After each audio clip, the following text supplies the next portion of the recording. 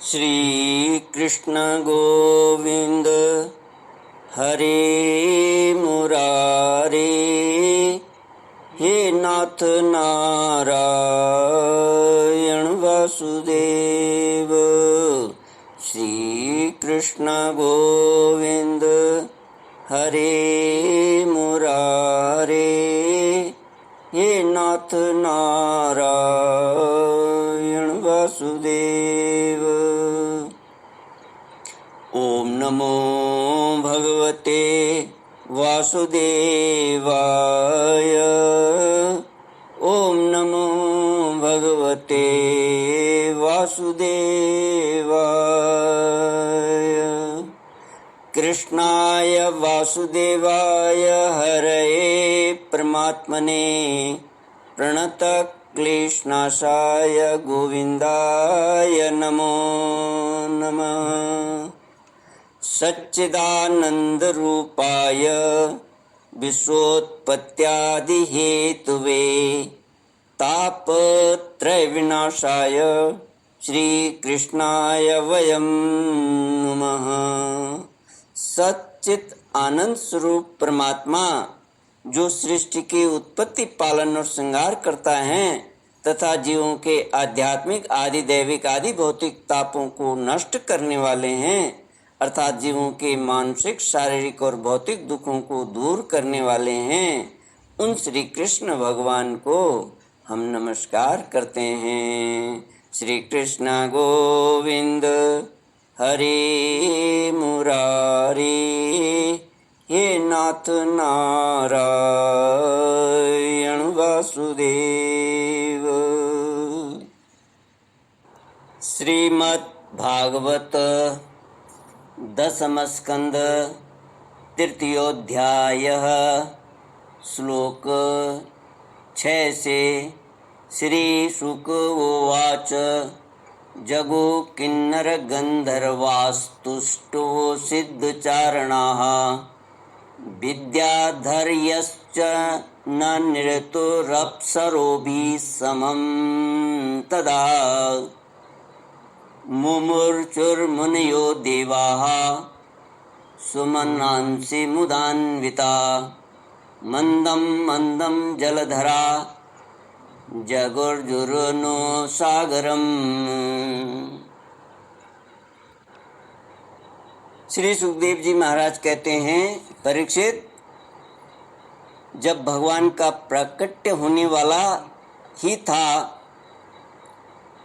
तब किन्नर गंधर्व मधुर स्वर में गाने लगे तथा सिद्ध और चारण भगवान के मंगलमय गुणों की स्तुति करने लगे।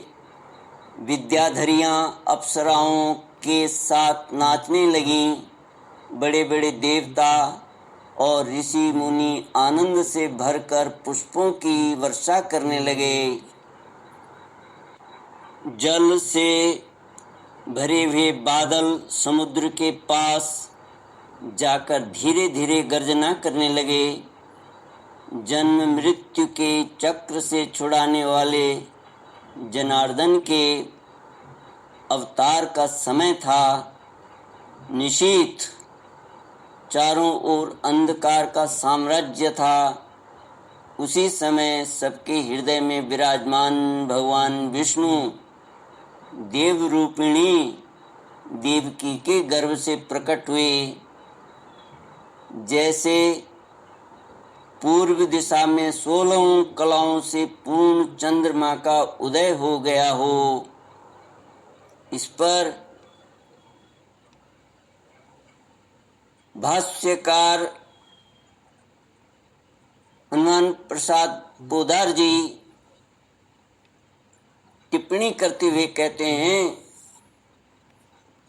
कि ऋषि मुनि और देवता जब अपने सुमन की वर्षा करने के लिए मथुरा की ओर दौड़े तब उनका आनंद भी पीछे छूट गया और उनके पीछे पीछे दौड़ने लगा।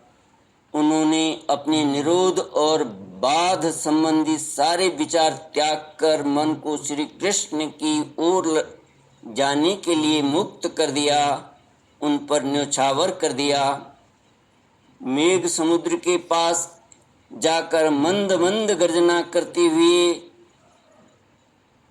कहते, जलनिधे, यह तुम्हारे उपदेश पास आने का फल है कि हमारे पास जल ही जल हो गया। अब ऐसा कुछ उपदेश करो कि जैसे तुम्हारे भीतर भगवान रहते हैं वैसे ही हमारे भीतर भी रहें। आगे श्री सुखदेव जी महाराज कहते हैं, परीक्षित,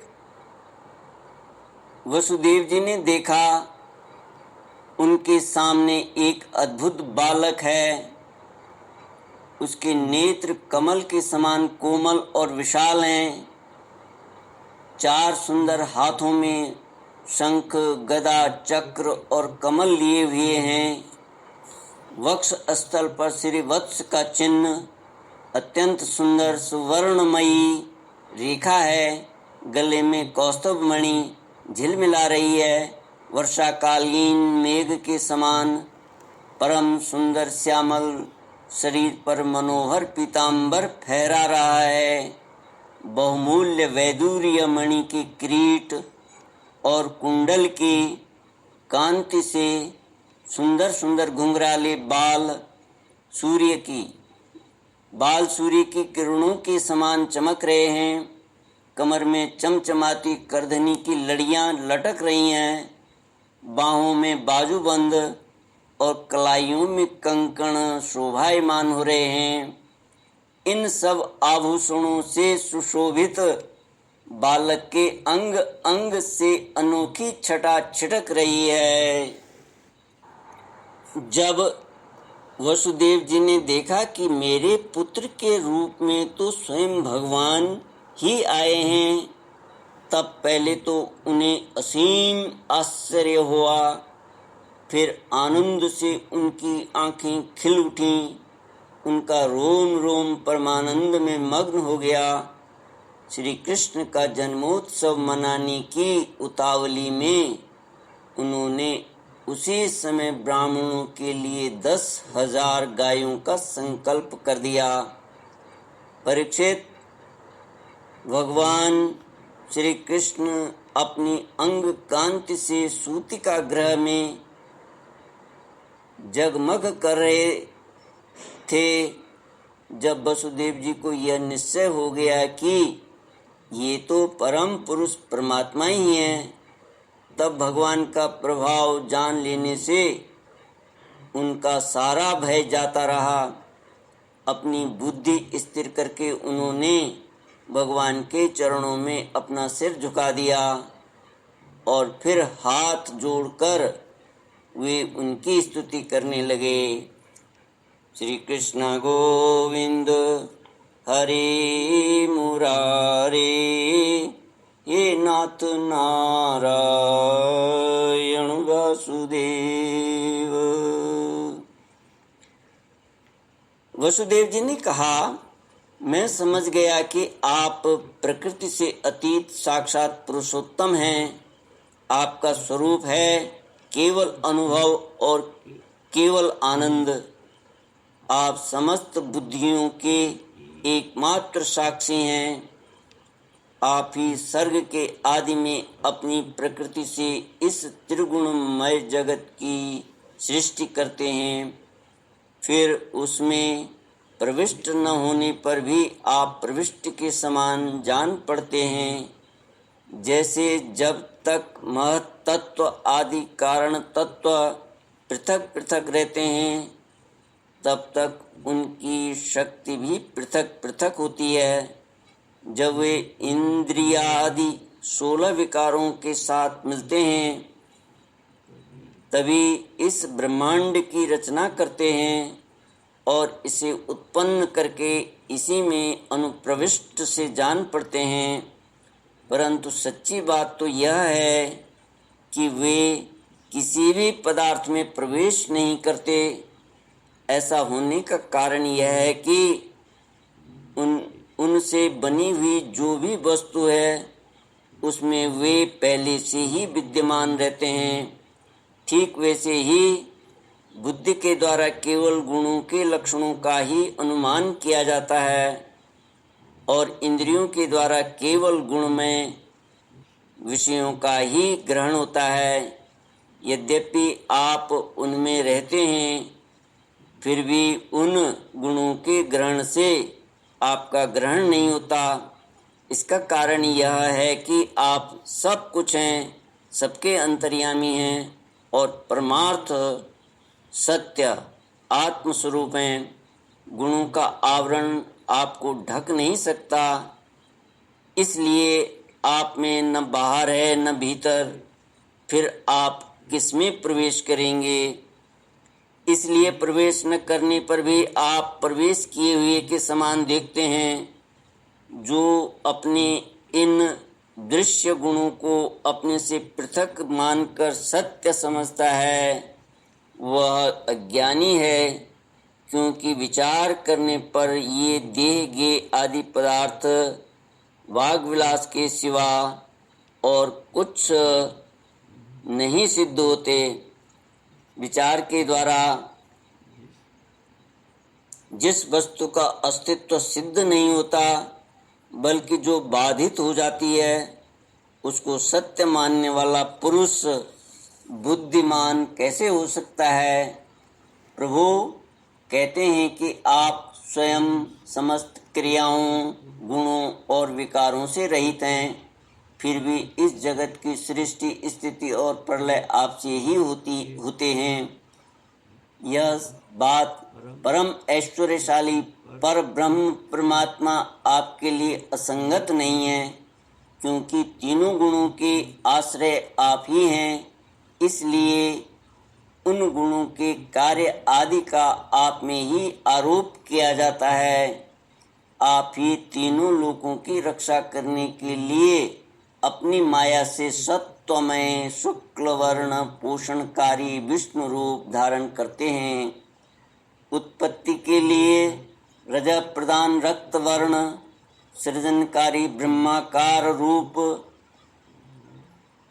और प्रलय के समय तमोगुण प्रधान कृष्ण वर्ण संहारकारी रुद्र रूप स्वीकार करते हैं। प्रभु, आप सर्वशक्तिमान और सबके स्वामी हैं। इस संसार की रक्षा के लिए ही आपने मेरे घर अवतार लिया है। आजकल कोटि कोटि असुर सेनापतियों ने राजा का नाम धारण कर रखा है और अपने अधीन बड़ी बड़ी सेनाएं कर रखी हैं। आप उन सबका संहार करेंगे। देवताओं के भी आराध्य देव प्रभु, यह कंस बड़ा दुष्ट है। इसे जब मालूम हुआ कि आपका अवतार हमारे घर होने वाला है, तब उसने आपके भय से आपके बड़े भाइयों को मार डाला। अभी उसके दूत आपके अवतार का समाचार उसे सुनाएंगे और वह अभी अभी हाथ में शस्त्र लेकर दौड़ आएगा। श्री कृष्ण गोविंद हरि मुरारी, हे नाथ नारायण वासुदेव। ओम पूर्णमद पूर्णमिदं पूर्णात् पूर्णमुदच्यते पूर्णस्य पूर्णमादाय पूर्णमेवावशिष्यते। ओम शांति शांति शांति। हरि ओम श्री गुरुभ्यो नमः। हरि ओम।